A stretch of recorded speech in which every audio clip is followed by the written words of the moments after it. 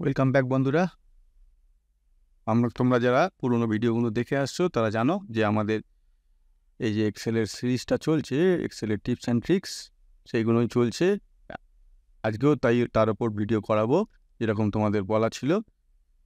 এখন চলবে কিছুদিন এই টিপস অ্যান্ড ট্রিক্স। এগুলো বারবার বলছি, এগুলো খুব কাজের জিনিস। এগুলো তোমরা নিজেরা শিখে রাখো, প্র্যাকটিস করে রাখো, যাতে তোমাদের নিজেদের কাজই এখানে ইজি হয় বিভিন্ন ধরনের কাজ করতে গিয়ে। প্রত্যেকটা ট্রিক্স অ্যান্ড টিপস খুব ইম্পর্টেন্ট, খুব ইন্টারেস্টিং। আশা করি তোমরা নিজেরা বাড়িতে এগুলো প্র্যাকটিস করে শিখছো। তো ঠিক আছে বন্ধুরা, আজকে শুরু করা যাক আজকের ভিডিও। আজকের টপিক প্রথমটা দেখাবো হচ্ছে ওয়ার্কবুক স্ট্যাটিস্টিক্স। ওয়ার্কবুক স্ট্যাটিস্টিক্সটা কি না, আমরা একটা যে ওয়ার্কবুক, এই যেমন আমরা এখন একটা ওয়ার্কবুকে নিয়ে কাজ করছি, সেই ওয়ার্কবুকের মধ্যে অনেক কটা সিট আছে। একটা থাকতে পারে, একের বেশি থাকতে পারে, যার যেরকম কাজ করে। একটা ওয়ার্কবুকের মধ্যে কটা সিট সে খুলে কাজ করবে বা কটা সিট সে জেনারেট করে কাজ করবে সেটা তাদের ব্যাপার। কিন্তু ধরে রাখো একটা ওয়ার্কবুকের আন্ডারে একাধিক সিট আছে। এইরকম অবস্থায় সেই ওয়ার্কবুকের মধ্যে প্রত্যেকটা সিটে কত ফর্মুলা আছে, কত ডাটা আছে, কত চার্টস আছে, কত টেবিলস আছে, সমস্ত মানে ওয়ার্কবুকের সমস্ত ডাটাটা যদি আমরা দেখতে চাই সামারি করে, সেটা কিভাবে দেখব সেটাই প্রথম আমাদের দেখাবো। প্রথম পয়েন্ট কি করতে হবে, আমাদের রিভিউ ট্যাপে যেতে হবে। এই দেখো ওপরে রিভিউ ট্যাপ, এই রিভিউ ট্যাপে গিয়ে এখানে দেখো একটা খুব ইন্টারেস্টিং ফিচার্স আছে, এটা ওয়ার্কবুক স্ট্যাটিস্টিক্স। এই ওয়ার্কবুক স্ট্যাটিস্টিক্সে যে মুহূর্তে ক্লিক করব, এখানে দেখো আমাদের দেখিয়ে দিল এখানে কি কি আছে। এটা যেটা আমরা কারেন্ট সিট খুলে রেখেছি, প্রথমে সেটা দেখিয়েছে কারেন্ট সিটে এন্ড অফ সিট D12। এই যে ডি আর এই 12, D12 শেষ হয়েছে কারেন্ট সিটটা। সেলস উইথ ডাটা 44টা, 44, টেবিলস 0, ফর্মুলা 0। এখানে কোনো ফর্মুলা অ্যাপ্লাই করা নেই বলে, কোনো টেবিল মানে ফরম্যাট টেবিল কোনো করা নেই বলে এখানে 0 0 দেখিয়েছে। আর টোটাল আমার যা এখানে সিট, যতগুলো সিট খোলা আছে এই ওয়ার্কবুকের মধ্যে আছে, তার সামারিটা হচ্ছে সিটস টোটাল আছে 34, cells with data 1138, tables 10, formulas আছে 263 ফর্মুলা মানে 263 জায়গায় আমি বিভিন্ন জায়গায় ফর্মুলা অ্যাপ্লাই করে রেখেছি, সেটাই দেখাচ্ছে নাম্বার। এবং টোটাল চার্টস আছে 3টে। আমরা যে আগের সিটেরগুলোতে চার্ট নিয়ে দেখছিলাম, সেরকম চার্ট আছে 3 জায়গায় বা 3টে। তাহলে আরেকবার বলি, রিভিউ ট্যাবে যেতে হবে। রিভিউ ট্যাবে গিয়ে ওয়ার্কবুক স্ট্যাটিস্টিক্স, এইখানে গেলে আমরা এই সিটটা পেয়ে যাব। আমাদের যদি এরকম কোনো ডাটার দরকার হয়, তাহলে ওয়ার্কবুক স্ট্যাটিস্টিক্সে গিয়ে এই টেবিলটা খুলে, এখানে মেনুটা চলে আসবে, ডায়লগ বক্সটা চলে আসবে। ডায়লগ বক্স থেকে আমরা পুরো ডাটাটা বা পুরো ইনফরমেশানটা, ওয়ার্কবুকের পুরো ইনফরমেশানটা পেয়ে যাব।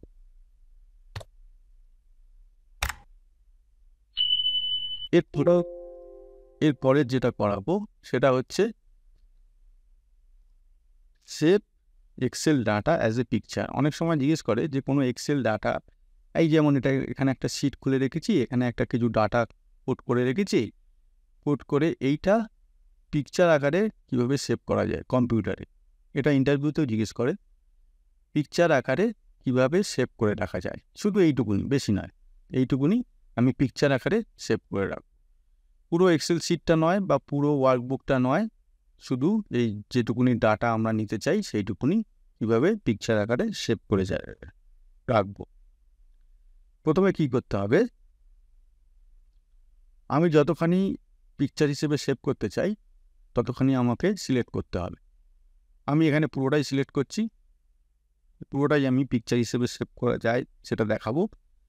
তারপরে কন্ট্রোল-C মানে কি করলাম, অ্যাকচুয়ালি কপি করলাম। কন্ট্রোল-C মানে কপি করলাম।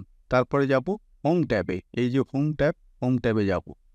হোম ট্যাবে গিয়ে এখানে পেস্ট অপশান দেখো। পেস্ট অপশান নর্মালি আমরা Ctrl+V করে পেস্ট করি, কিন্তু এখানে এই অ্যারোটাতে ক্লিক করে আমাদের এই নিচের অপশানে আসতে হবে। নিচের অপশানে দেখো এখানে পিকচার, এই যে এই নিচের অপশানে গেলে এখানে এইটা হচ্ছে পিকচার, এই যে পিকচার দেখাচ্ছে এই অপশানটা, তার মানে এটা পিকচার। এই পিকচারে যদি আমি এটাকে ক্লিক করি, দেখতেই পাচ্ছ অলরেডি ব্যাকগ্রাউন্ডে যে টেবিলটা আছে তার উপর একটা পিকচার চলে এসছে, কারণ এই লেখাগুলো মোটা হয়ে গেছে। এই যে প্রত্যেকটা লেখাগুলো ছিল মোটা হয়ে গেছে। কেন মোটা হয়ে গেছে? না এর উপর একটা অলরেডি পিকচার চলে এসছে। সেটা কি পিকচার আমি কি করে জানবো? না মাউসের লেফট বটমটা যদি প্রেস করে এটা ডান দিকে সরাই, এই দেখো সরে গেল, এটা তো আগের জায়গায় ফিরে গেল। তাহলে এইটা এখন পিকচারে পরিণত হয়েছে। তাহলে এইটাকে আমাকে সেভ করতে হবে। কি করে সেভ করব? না এর ওপর রাইট ক্লিক করব। রাইট ক্লিক করে দেখো এখানে একটা অপশান চলে এসছে সেভ অ্যাজ পিকচার। এখানে দেখো এটা যদি রাইট ক্লিক করি এটাই কিন্তু আমরা সেভ অ্যাজ এ পিকচার এটা অপশানটা পাবো না। দেখো ভালো করে ওপর থেকে নিচ পর্যন্ত দেখো এখানে সেভ অ্যাজ এ পিকচার অপশানটা নেই। কিন্তু এটা যেহেতু আমি ওই পিকচারে এটাকে সেভ করেছি, মানে পিকচারে এটাকে পেস্ট করেছি পিকচার হিসেবে, তাহলে এখানে অপশান আছে সেভ অ্যাজ পিকচার। এখানে যাব, গিয়ে আমি কি করব, ডায়ালগ বক্স খুলে যাবে। কোথায় সেভ করতে চাই? আমি মনে করো এই পেন ড্রাইভে সেভ করব। সেভ করার আগে আমাকে এই জিনিসটা পাল্টাতে হবে। এখানে পোর্টেবল নেটওয়ার্ক গ্রাফিক্স করা আছে, এখানে জেপেগ ফরম্যাটে করতে হবে। এই জেপেগ ফরম্যাট সিলেক্ট করে দেবো। সিলেক্ট করে এখানে সেভ করলাম। আমি দেখি এখানে যদি দেখতে পাই কীরকমভাবে সেভ হলো এটা। এই ইউএসবি, এই দেখো পিকচার 1, এই যে এখানে এটা সেভ হয়েছে। এটা খুললে, এটা যদি আমি ওপেন করি, এটা কিন্তু জেপেগ ফরম্যাটে পিকচার হিসেবেই খুলবে। দেখো আমি ডবল ক্লিক করে খুলছি, এটা একটু টাইম লাগবে।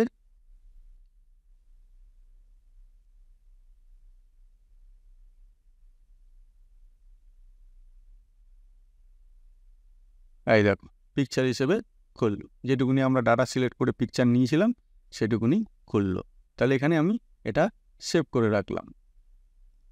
ঠিক আছে, এবার আমি নর্মালি এটাকে ডিলিট করে দিতে পারি। এটাকে ডিলিট করে দিয়ে আবার নর্মাল যেরকম কাজকর্ম সেরকম আমরা করতে পারি। তাহলে কিভাবে করব? না প্রথমে Ctrl+C প্রেস করব, তারপরে হোম ট্যাবে যাব, তারপর পেস্টে যাব। পেস্টে গিয়ে যে এখানে পিকচার অপশান আছে, পিকচার অপশানে ক্লিক করলে আর একটা অটোমেটিকলি চলে আসবে।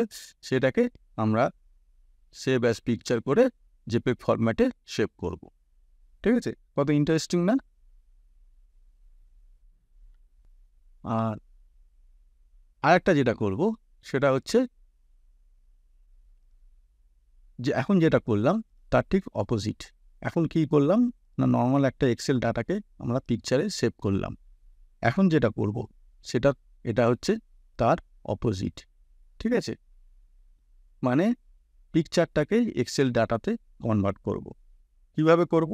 না আমরা যেতে হবে প্রথমে, মনে করো এখানে আমি একটা পিকচারকে এক্সেল ডাটাতে কনভার্ট করব। তাহলে এখানে আমি সিলেক্ট করে রেখেছি, এখানে বা এখানে সিলেক্ট করে রেখেছি, ডাটাতে যাব। ডাটাতে গিয়ে একটা অপশান আছে data from picture. Data from picture, এই যে ডাটা ফ্রম পিকচার এখান থেকে। ঠিক আছে, এখানটা এটাকে সিলেক্ট করব। এটাকে সিলেক্ট করলে আমাকে ওই পিকচারটা কোথায় সেভ আছে সেটা আমাকে পাথটাকে চিনিয়ে দিতে হবে। পেন ড্রাইভে সেভ করেছিলাম এক্ষুনি, সেটাকেই আমরা দেখাবো এক্ষুনি। এই পিকচার সিলেক্ট করলাম, পিকচার এখানে চলে এলো, ইনসার্ট করলাম। এবার দেখো ইনসার্ট করার পর এখানে একটা খুব ইম্পর্টেন্ট জিনিস আছে যেটা আমাদের এখানে অ্যাপ্লাই করতে হবে, না হলে ডাটায় কনভার্ট হবে না। সেটা হচ্ছে কি, আগে এটা লোড হয়ে যাক। লোড হচ্ছে, তারপর আমি দেখাচ্ছি। এই জিনিসটা না করলে কিন্তু প্রপারলি ডাটাটা এক্সেলে কনভার্ট হবে না, সেটা ভালো করে বুঝে নেবে। এই যে লোড হচ্ছে দেখতে পাচ্ছ। হ্যাঁ, এইবার দেখো আমরা এই যে এখানে যে এখানে ওয়ার্ডগুলো লেখা আছে নিচে, এখানে সেইগুলো চলে এসছে। মানে এক্সেল বোঝাতে চাইছে আমাদের যে আমি যে কনভার্ট করছি পিকচার থেকে এক্সেল ডাটায়, তাতে কোনো ভুল আছে কিনা এখানে চেক করে নিতে হবে।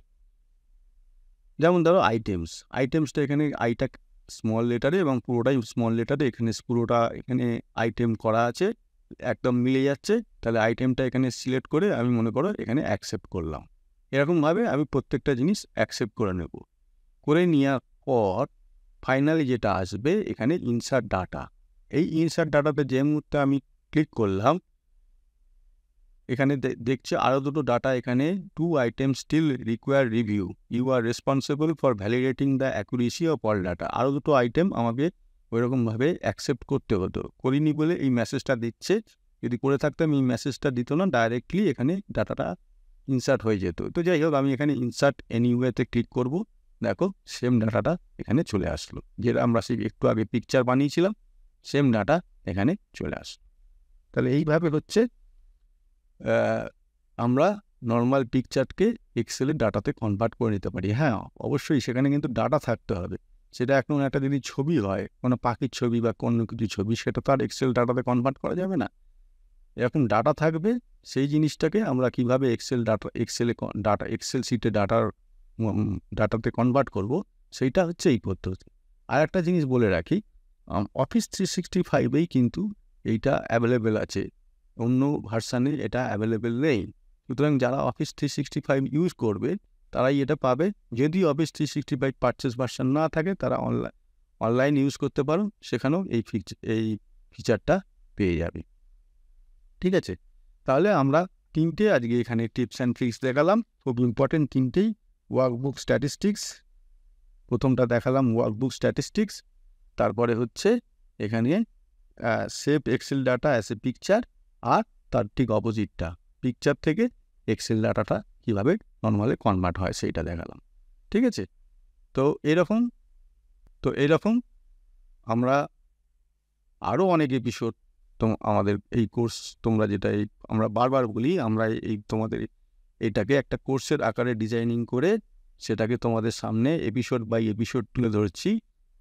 তোমরা নিশ্চয়ই যারা দেখো রেগুলার, তারা জানো যে এগুলো কোনো বিচ্ছিন্ন, এক একটা এপিসোড কোনো বিচ্ছিন্ন টপিক নিয়ে করানো হয় না।